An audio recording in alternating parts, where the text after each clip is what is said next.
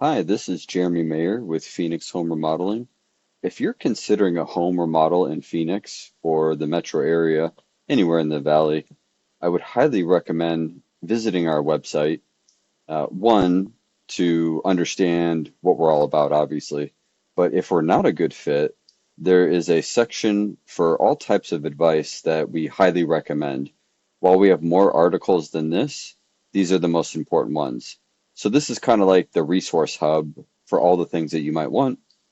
This is our home remodel playbook. So it's an actual book, Remodel Without Regret. This talks about how contractors have the second most complaints of any industry in the entire United States.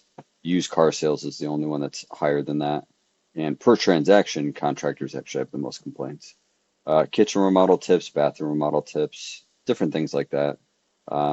So the basic idea is a home remodel can be stressful or it can be an amazing experience. And there's a lot of factors.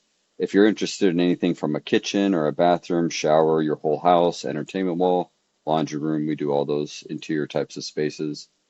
So yeah, I'd highly recommend taking a look at our website and seeing if we're a good fit. Thank you. Have a great day.